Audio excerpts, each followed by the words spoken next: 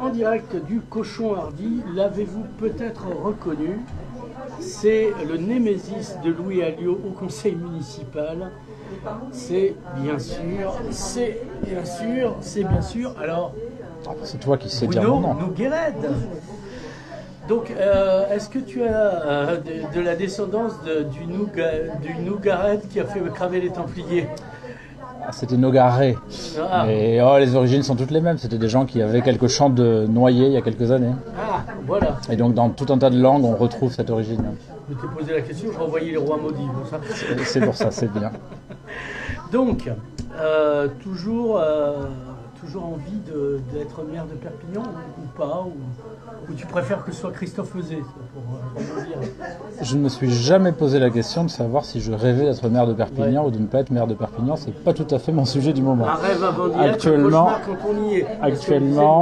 Actuellement, je m'occupe de rencontrer les Perpignanaises et les Perpignanais, de faire le tour de cette ville, d'aller voir les gens qui sont les forces vives de cette ville. On a lancé avec l'association 100% Perpignan, une grande consultation où on interroge les Perpignanais, savoir ce qu'ils pensent, ce dont ils rêvent, ce qu'ils espèrent.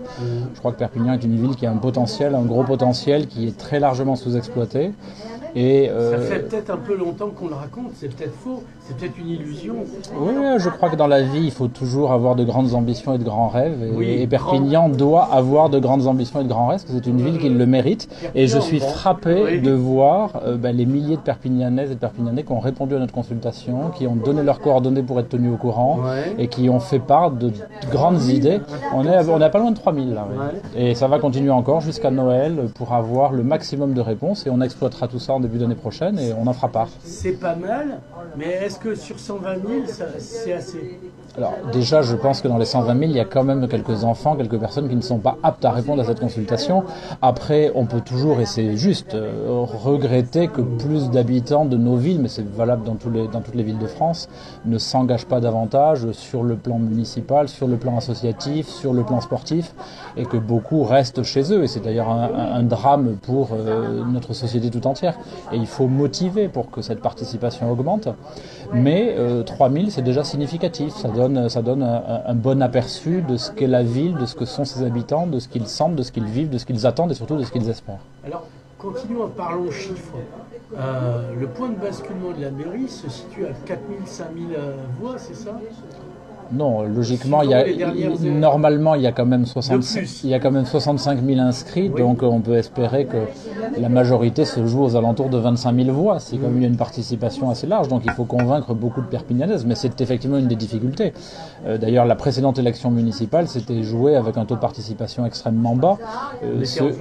On était en plein Covid et avec tout un tas de difficultés, mais c'est quelque chose, il faut inverser la tendance de ce point de vue-là. Les n'ont pas été votés puisqu'ils sont restés à la cuisine, papillonner, tout ça. À l'époque, c'est important en tout cas que les habitants se mobilisent pour leur ville, parce que contrairement à d'autres échelons où on peut avoir l'impression que le pouvoir s'est totalement échappé, le pouvoir reste fort au niveau municipal, et je crois vraiment qu'un maire, qu'un président de communauté urbaine ont des leviers pour agir dans le cadre administratif, dans le cadre législatif qui est le leur, et peuvent faire un certain nombre de choses. Et quand vous regardez, vous avez quand même des villes qui sont très en avance par rapport à Perpignan. Imaginons que le maire de Perpignan ne soit pas président de la communauté urbaine. L'ampleur de ces possibilités est réduite. Je pense que déjà, la communauté urbaine a comme marque principale la ville de Perpignan, ce qui n'enlève rien évidemment à toutes les villes qui font cette communauté urbaine. Mais Perpignan doit être le moteur de cette communauté urbaine. Là, pour le moment, Robert Villa est président de la communauté urbaine et c'est Louis Alliot, le maire de Perpignan. Faudrait-il que Robert Villa fût le maire de Perpignan pour que l'équilibre de la force soit rétabli? Il me semble qu'il y a la question effectivement qui est propre à ce mandat et à cet équilibre politique qui s'est mis en place, mais le maire de Perpignan actuel est quand même vice-président de la communauté d'agglomération, ce qui lui permettait d'avoir un lead important sur les projets, sur la manière de conduire cette communauté urbaine.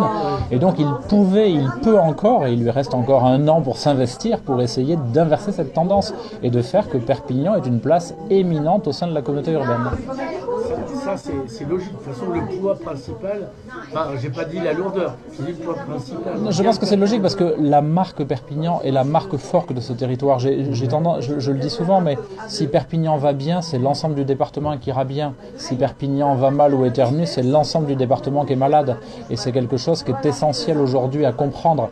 Et si on va même plus en détail, c'est si le cœur de ville de Perpignan va bien, Perpignan ira bien et l'ensemble du département ira bien. Et aujourd'hui, ce cœur de ville ne va pas aussi bien qu'il devrait aller.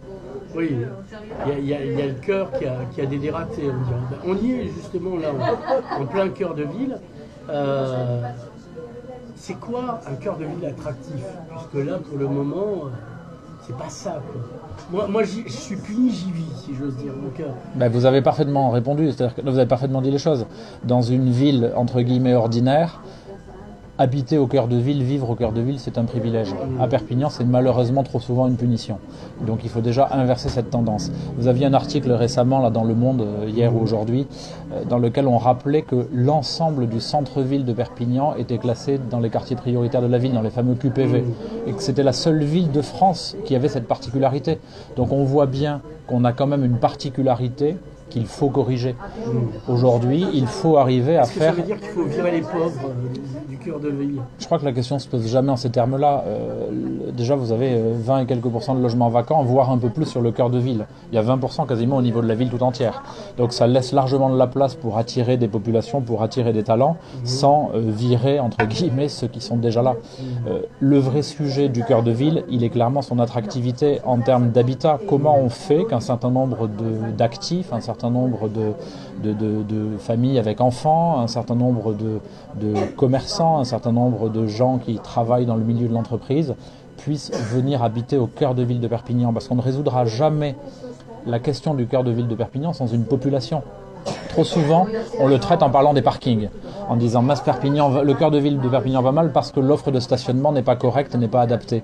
Mais la réalité, c'est que si déjà au cœur de ville de Perpignan, il y avait des gens qui y travaillaient, des gens qui y vivaient, naturellement, ils formeraient un flot de clients pour les commerçants. Oui. Et de ce point, là où on est. Bien sûr, et de ce point de vue-là, on est en retard.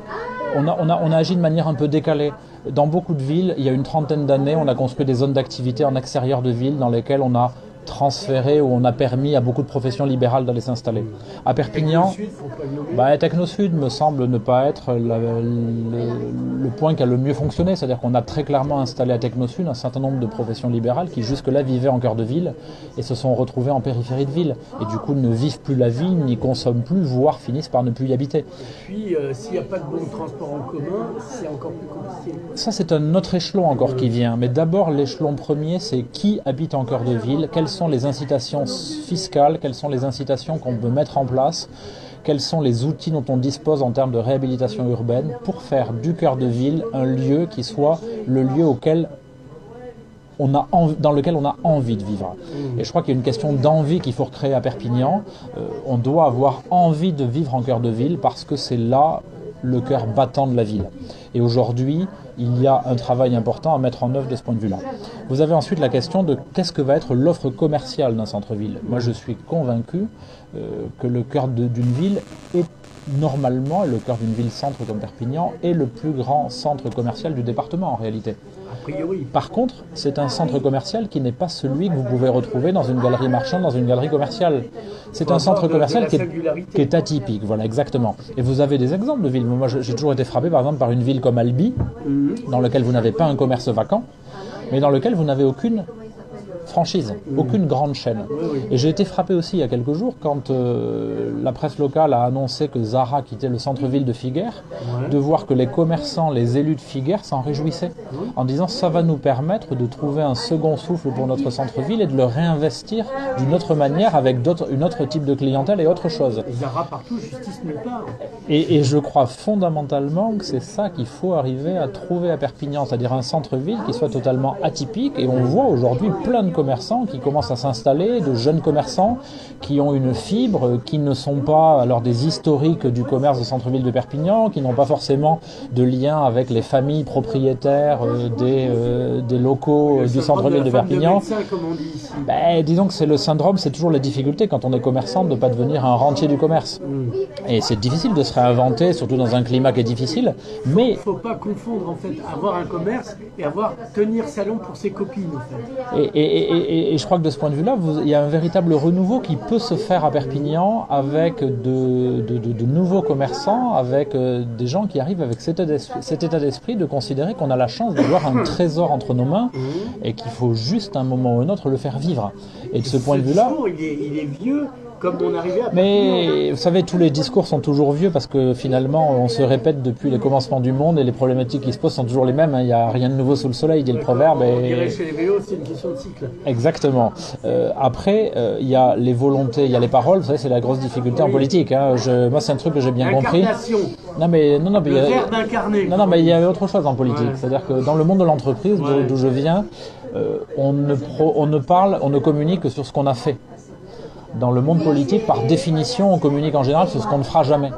Et c'est bien la difficulté, en le promettant, mais on ne le fera jamais. Je me rappelle de Romain Gros, France 3, qui annonce la construction d'une nouvelle prison en 2022.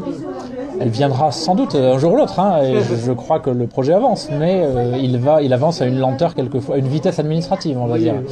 De l'administration française ralentie par un certain nombre d'absences de décisions et de poids politiques qui justifient aussi ces retards. Mais plus sérieusement, je crois que c'est un vrai sujet aujourd'hui de mesurer les outils qu'on a à disposition pour refaire de ce centre-ville. Et quand vous aurez commencé par avoir en cœur de ville des professions libérales qui s'installent parce que c'est le lieu où il faut être, que vous aurez des gens qui viennent habiter en cœur de ville parce qu'il y a, au-delà des difficultés du cœur de ville qu'on connaît et qu'on aura toujours, c'est-à-dire que vous n'aurez pas en cœur de ville une maison avec votre jardin, votre piscine, ce n'est pas fait pour ça. Bon, je me barre, mais alors. Voilà, mais c'est pas grave, il y a des endroits où on est très bien accueilli si on cherche ça. Mais vous avez en cœur de ville une vie, vous avez une vie culturelle, vous avez une vie associative, vous avez une vie gastronomique. Non, ça, je connais cette théorie. Il y a beaucoup de choses et on peut en construire beaucoup plus que ce qu'il y a. Si ensuite vous avez un centre commercial qui est le centre-ville de Perpignan, qui est le plus grand centre commercial du département, mais avec des commerces atypiques, avec des concepts, et d'ailleurs on en voit aujourd'hui dans le cœur de ville, là où on est typiquement, c'en est un, et vous avez vraiment dans Perpignan des commerçants motivés comme ça, qui tiennent vraiment leur boutique, qui tiennent leur rue et qui tiennent le centre-ville. Et troisième offre, effectivement, la question des transports, la question des déplacements qui permet ensuite d'attirer des flux. Comment je m'y rends? Et là, il y a aussi des sujets. Alors, c'est évident qu'à Perpignan, il y a un non-sujet depuis des années, mais qui pour moi est fondamental, qui est le plan de circulation de cette ville. C'est-à-dire que ça fait depuis 20 ans, je n'ai pas vu d'évolution en la matière. De temps à autre, on va bouger de rue, mais sans aucun plan d'ensemble. On n'a jamais vraiment traité le problème de fond de la traversée de Perpignan. Aujourd'hui, des dizaines de milliers de véhicules traversent Perpignan juste pour gagner un peu de temps par rapport au contournement qui est proposé par la rocade. On a des véritables sujets qui n'ont jamais été traités. La rocade est tellement fluidifiante qu'on préfère passer par Perpignan. Il y a aussi un peu de ça, c'est-à-dire que sans doute que cette rocade mérite, mais j'ai cru comprendre qu'elle allait être améliorée et perfectionnée dans les prochaines années. Voilà. J'ai lu en tout cas une annonce. Alors est-ce uniquement une promesse ou est-ce quelque chose qui se verra le jour rapidement? J'espère que ça verra le jour et c'est important. Mais fondamentalement, ce qu'il faut, c'est d'abord penser un plan de circulation qui permette de faire rentrer dans Perpignan et de faire sortir de Perpignan les gens qui veulent y venir et les gens qui veulent s'y rendre. Alors ceux qui veulent y aller, ça serait bien qu'on les aide y aller, et ceux qui veulent en sortir... Ceux qui ont besoin d'en sortir, c'est important qu'ils puissent le faire aussi. En revanche, il faut tout faire pour que cette ville ne soit pas une zone de transit. Et c'est une véritable difficulté. Et ensuite, il y a toute l'offre de transport. Donc il faut de la fibre.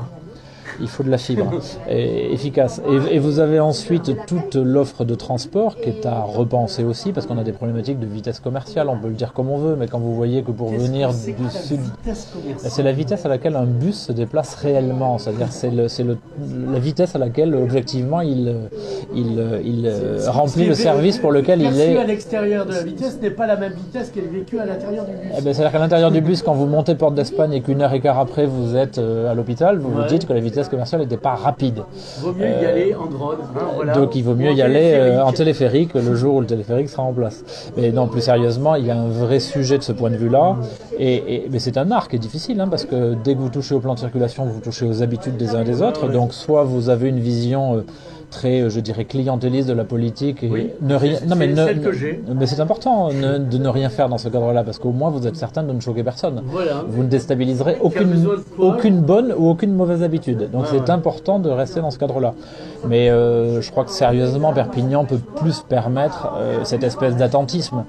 Objectivement, Perpignan ne bouge pas, Perpignan n'évolue pas sur ces aspects-là, alors qu'encore une fois, Perpignan a toutes les qualités pour devenir une grande ville du bassin méditerranéen, une grande ville française, qu'elle n'est pas vraiment aujourd'hui. Ville ou française C'est une ville qui est évidemment française et qui est tout à fait intégrée, je crois, dans le système français, j'ai aucun doute là-dessus. Après, est-ce que cette ville aujourd'hui, elle profite, comme aujourd'hui, vous savez, les Bretons ont coutume de dire, sont bretons tous les gens qui aiment la Bretagne, et 2, être breton ne pose aucune difficulté, on est français, on est breton, tout ça s'intègre de manière très naturelle et très traditionnelle. Et je crois que de ce point de vue-là, Perpignan peut soigner à la fois sa dimension catalane, sa dimension régionale, qui est un de ses atouts, c'est un de son atout maître quand même, parce que cette dimension catalane montre à la fois un positionnement historique, montre à la fois un positionnement géographique, inscrit cette ville dans une tradition, dans une terre, dans une histoire qui d'une part a été écrite, donc ça sert à rien de vouloir la réécrire, et qui d'autre part peut permettre de construire aussi un avenir et de construire une singularité qui permet un grand avenir. Donc de ce point de vue-là, oui, Perpignan est une ville française, oui, Perpignan est une ville totalement catalane, tout en étant totalement française. Alors, on était au centre-ville, un peu excentré, il y a le marché Cassagne. Est-ce qu'on peut en faire un vrai marché ? Je crois que c'est un autre sujet. Parce que moi, on m'explique qu'on n'arrive pas à faire venir des bons marchands, si je veux dire, sur le marché. C'est pour ça que Moi, j'ai un principe dans la vie, quand on veut quelque chose, on peut le faire. Oui. Souvent, on a tendance quand même à ne pas réussir ce qu'on ne veut pas faire. Fondamentalement, quand vous regardez un certain nombre de départements français, je prends par exemple le département du Tarn-et-Garonne, dans lequel vous avez une véritable culture du maraîchage, culture de production de fruits et légumes. Il se trouve que par ailleurs, ici, on l'a aussi. Et je prends exactement ce département parce qu'on a le même type de tradition. Vous arrivez dans une ville ou un village de 5 à 10 000 habitants, vous avez des marchés dignes de ce nom. Oui. Aujourd'hui, quand vous êtes vraiment sur le cœur de ville de Perpignan, que vous habitez dans l'agglomération de Perpignan, vous allez à Céré ou au marché. Il y a quand même quelque chose qui ne va pas. Il y a quelques hamacs à l'intérieur de la ville, mais... Non, mais il y a des choses qui existent, mais fondamentalement, on pourrait avoir une grande ambition d'un véritable marché qui fasse de Perpignan le cœur battant de la communauté urbaine, au moins la journée du samedi. Voilà. Et de faire que... Parce que c'est bien de défendre, c'est très très bien de défendre la production, le monde agricole et de faire des communiqués de presse. C'est encore mieux d'empêcher que s'installe à côté du Castillet un KFC qui, me semble-t-il, ne va pas être le symbole... C'est pas local. Ça me semble pas tout à fait le symbole de la bonne bouffe, pas tout à fait le symbole du local, et pas tout à fait le symbole de ce qu'on attend d'une ville comme Perpignan et d'un cœur battant original. Il y a le café aussi, c'est enorgueilli. Alors le café, on va être honnête, il y a quand même moins de production de café dans le département, donc qu'on importe du café de l'extérieur me choque pas. Par contre, qu'on installe en cœur de ville de Perpignan une chaîne comme KFC, symboliquement et réellement, au-delà de symboliquement, au-delà du symbolique, on a quelque chose de réel sur le fait qu'en permettant ça, on ne soutient pas efficacement ce monde agricole et ce monde qui est en souffrance aujourd'hui. Vous êtes tenant du localisme de Marine Le Pen de 2019. Je suis tenant, vous savez, je crois fondamentalement que quand on est conseiller municipal, que quand on travaille, quand on s'investit au sein d'une commune, on s'investit d'abord en utilisant les outils qui sont les nôtres aujourd'hui pour, avec un peu de bon sens, essayer d'obtenir pour sa ville les décisions qui sont les bonnes. Donc je ne me pose pas la question de savoir s'il faut changer telle ou telle loi, parce que je vois bien que le temps qu'on passe à faire changer telle ou telle loi fait que pendant ce temps-là, on n'agit pas, on ne fait rien. Et je crois qu'au niveau local, on peut tout à fait agir dans le cadre qui est le nôtre aujourd'hui, et dans le cadre qui est le nôtre. De fou pour pouvoir agir. Vous avez un exemple très concret. Regardez, le maire de Toulouse est intervenu pour empêcher que, pareil, une enseigne de type McDonald's s'installe sur sa commune. Il l'a fait parce qu'il considérait que c'était pas une bonne idée d'aller installer à côté d'un collège, dans une ville comme la sienne, d'aller installer ce type d'enseignes, qui ont déjà leur place dans d'autres centres commerciaux de notre communauté urbaine, et qui ont leur place aussi dans l'économie générale. Mais chacun a sa place. Et vous voyez ce que je vous disais tout à l'heure sur les centres commerciaux. Trop souvent, on a tendance à dire mais c'est à cause des centres commerciaux que les centres-villes périclitent. Non, construisons des centres-villes avec une véritable identité et faisons tout pour que cette identité soit préservée au maximum et soit enrichie.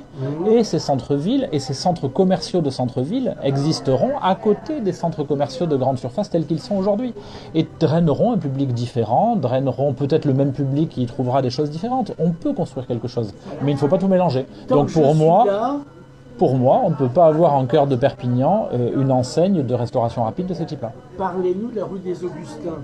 C'est pas de votre faute parce que c'est pas vous qui... Mais ça fait 4 ans qu'on nous promet d'abord une rue d'Artis, puis une rue de la Brocante, et puis là c'est des trucs de bouche. En fait, la difficulté, mais on pose les choses à l'envers. Vous savez, quand on veut construire une maison, il faut commencer par poser des fondations. Je vous ai dit, les fondations qu'on pouvait poser, c'est d'abord comment on refait du centre-ville un centre attractif pour des gens qui viendraient y habiter. Comment on refait du centre-ville un centre attractif pour des professions qui voudraient y exercer. Qu'est-ce qui se passe en ce moment? Racontez-nous, vous avez peut-être... Non, mais à partir de là, l'offre de commerce, elle se développera. On ne peut pas la greffer sur rien. Vous prenez une rue dans laquelle il n'y a plus personne. La charia avant la bœuf, comme on dit. Vous prenez une rue dans laquelle vous n'avez personne qui habite ou plus personne qui habite, dans laquelle on a préempté une grande partie des commerces qui sont en mauvais état pour la plupart, et vous posez la question de savoir si on va y greffer une rue des antiquaires, alors que des antiquaires existent déjà dans Perpignan.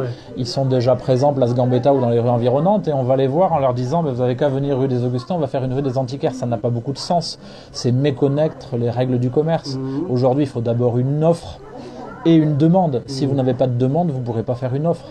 Et donc, rue des Augustins, à mon sens, on prend un peu le problème à l'envers parce qu'on a déjà la rue des Marchands et des rues en plein cœur de ville ou la rue de l'Argenterie qui est totalement désertifiée. Et on vient s'intéresser à la rue des Augustins en disant on va implanter de manière quasiment de force. Alors oui, j'entends que dans les... C'était le symbole dans toute la France. Je sais très bien que pour un Perpignanais, la rue des Augustins, c'était un symbole et c'est un symbole. Mais objectivement, est-ce un symbole qu'on peut reconquérir avec des commerces aujourd'hui quand on voit l'état des autres rues du centre-ville, quand on voit que certaines rues beaucoup plus centrales sont en voie de désertification? J'ai un gros doute. Et en tout cas, j'ai un doute sur le fait qu'on puisse le faire en ne commençant pas par poser les bases, c'est-à-dire tout faire pour rendre le centre-ville attractif pour des habitants et pour des gens qui viendraient y travailler. On va parler culture, parce que vous êtes un peu lié au livre, finalement. On le rappelle, président du groupe dont le nom m'échappe. Le groupe Elidia, qui est un groupe d'édition. Dans Libertalia, ça n'a rien à voir, c'est une... Ça rime en ras, c'est tout. C'était une utopie pirate réalisée de la démocratie, autant pour moi. Revenons à nos moutons.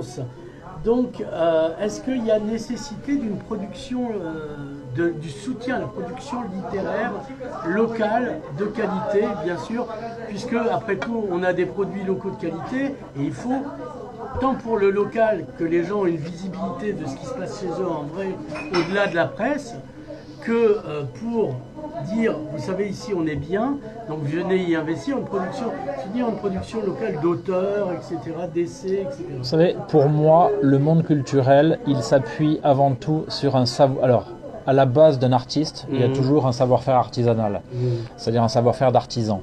C'est-à-dire c'est parce que vous avez un savoir-faire qu'à un moment ou un autre, il y a des artistes qui vont venir et se dire on va produire quelque chose, on va produire une œuvre sur ce savoir-faire. Donc oui, il est important qu'à Perpignan, on sache faire des livres.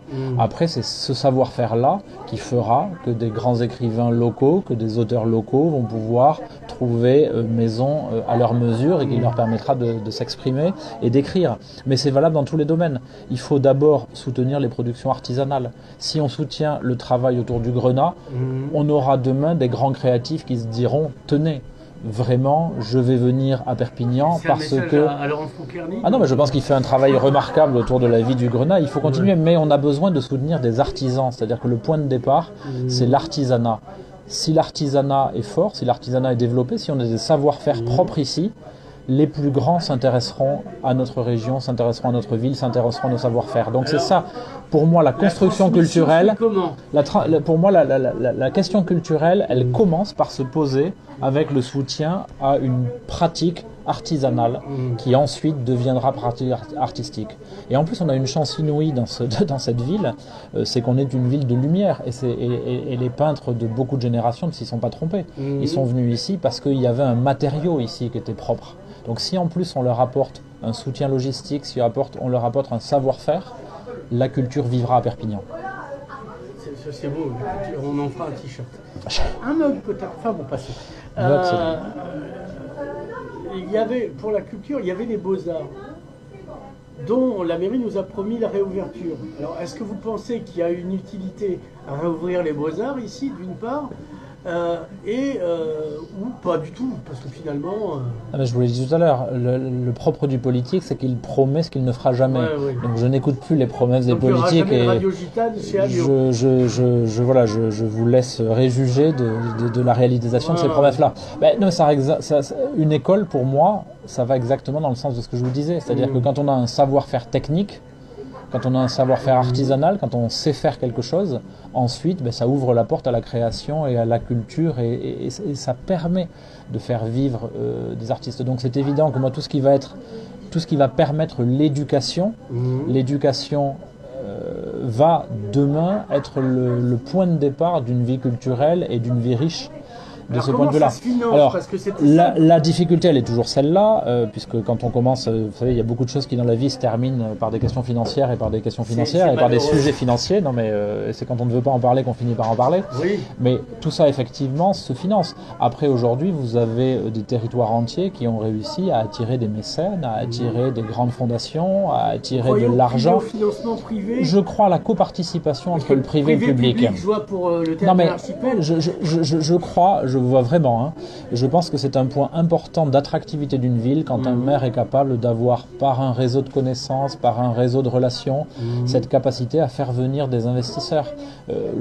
Aujourd'hui, vous avez des gens qui se sont spécialisés dans l'animation de lieux culturels. Vous avez même à Paris, vous avez de très grands musées, de très grandes structures qui sont gérées par des boîtes privées, qui le font à merveille, et qui attirent, qui font venir du monde et qui participent au financement de cette vie culturelle. Au clientélisme, je pense que on ouvre des marchés. Je pense que c'est un gros avantage. Oui, mais vous savez, ce clientélisme, il existe déjà, puisque quand on se repose uniquement sur le financement municipal de tout, ça ne permet pas de s'échapper de ce clientélisme, parce que du coup, on attend tout d'un élu. Moi, je crois qu'au contraire, l'élu doit être là pour favoriser l'arrivée de gens, de structures qui ont aussi de l'argent et qui vont participer à cette vie culturelle. Le Qatar, pour financer le théâtre de l'Archipel. Alors, je pense qu'on a un petit peu de marge avant que le Qatar vienne investir à Perpignan. Je ne suis pas sûr que ce soit la première des priorités. Mais tout ce qui est certain, c'est que dans la vie, on voit aussi beaucoup d'associations. Regardez, vous avez des exemples d'associations à Perpignan qui ont fait de très belles choses. Je pense par exemple au FILAF ou des choses comme ça, qui n'ont jamais il a disparu, été... il fait autre chose. Il a monté vous avez des nouvelles, il en donne, ne vous inquiétez pas. Non, il fait justement de très belles choses. Il a monté une résidence d'artistes où il y a des auteurs qui viennent à Perpignan, qui viennent passer du temps pour écrire. Il fait un certain nombre de choses. Aujourd'hui, ce sont des associations qui ne vivaient pas de subventions publiques. Et je crois que, encore une fois, la subvention publique, elle est extrêmement importante pour accompagner. Mais ce qui est aussi extrêmement important dans l'action municipale, c'est la capacité à aller chercher, et surtout dans ces périodes de crise, où on sait très bien que les questions culturelles seront plus difficile à subventionner et que ce ne sera pas toujours la priorité des uns et des autres. Et on commence à le voir. Donc il faut être innovant de ce point de vue-là aussi. Sur la culture, est-ce que ça ne rapporte pas assez pour qu'on investisse dessus ? Il y a beaucoup de rapports quand on les lit. Vous savez, que ça rapporte plus que ça ne coûte.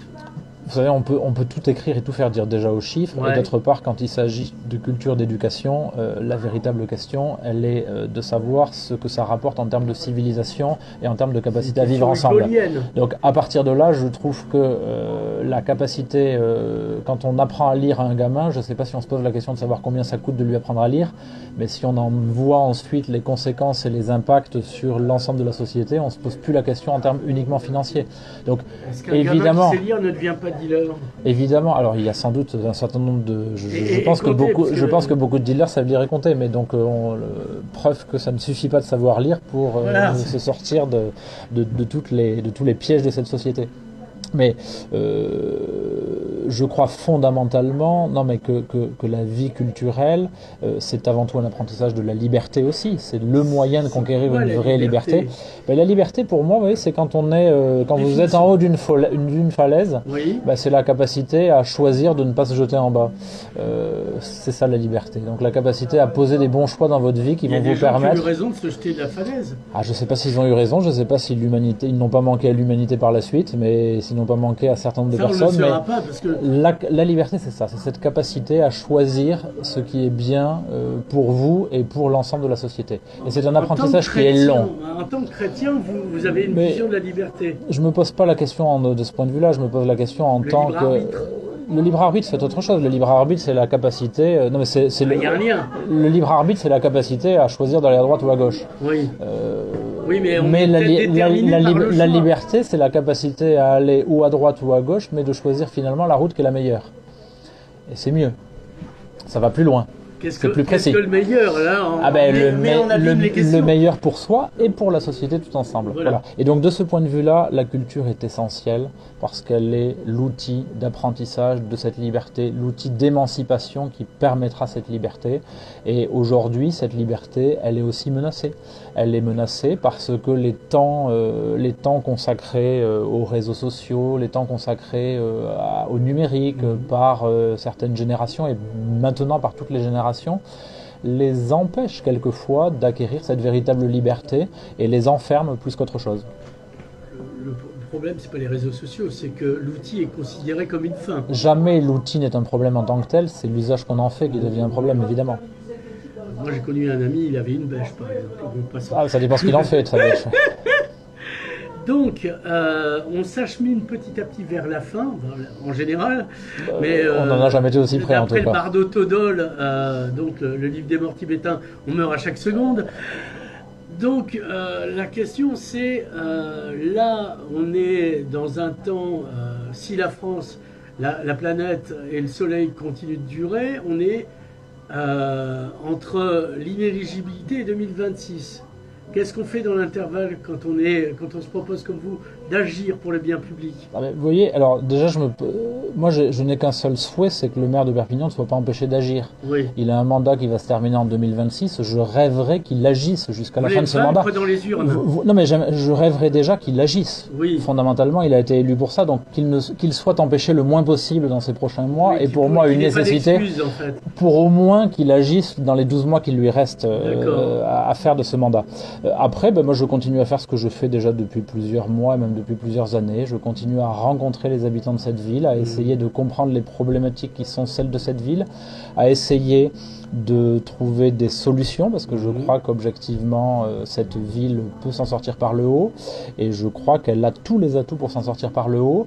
Je crois juste qu'elle est enfermée dans une manière de faire de la politique qui n'est plus satisfaisante en 2025. C'est-à-dire qu'aujourd'hui, on ne peut plus se contenter de considérer que le politique, c'est celui qui a enfin acquis un peu de pouvoir, qu'il peut exercer en classant les habitants de sa ville entre ceux qui sont avec lui et ceux qui sont contre lui, et en essayant de distribuer un certain nombre de prébendes ou un certain nombre d'avantages à ceux qui sont censés être avec lui. Je pense qu'on ne peut plus fonctionner de cette manière-là. Je pense qu'aujourd'hui, il faut une refonte assez profonde de la vie politique locale. Je crois qu'effectivement, beaucoup l'ont dit, c'est indéniable. Je crois juste qu'il faut maintenant le faire réellement. Est-ce que vous pouvez résumer le chemin en 3 points? Le chemin en 3 points? Ouais, 3 points essentiels comme ça, de manière... à la scansion. Je cherche à savoir quels sont les 3 points que vous voulez. Non, mais ce que vous pensez, parce que moi ce que je veux c'est... non mais aujourd'hui, Perpignan, vivre en cœur de ville de Perpignan doit être avant tout un privilège. D'accord. À partir de là, Perpignan sera une grande ville, 2e point, et dont seront fiers tous les habitants de cette ville. Une fois qu'ils auront donc le cœur de ville de Perpignan, la fierté des Perpignanais. Et ensuite, après, considérer que la politique est un service et non plus un bénéfice. Et donc un sévice pour ceux qui la subissent. Donc la politique comme service, la fierté pour les Perpignanaises et les Perpignanais dans cette ville, et le cœur de ville de Perpignan comme un privilège. Oui, Nougaren, merci. Enfin, sauf pour avoir fait bouger pendant tout ce temps cette caméra. Merci beaucoup. La table n'était pas stable.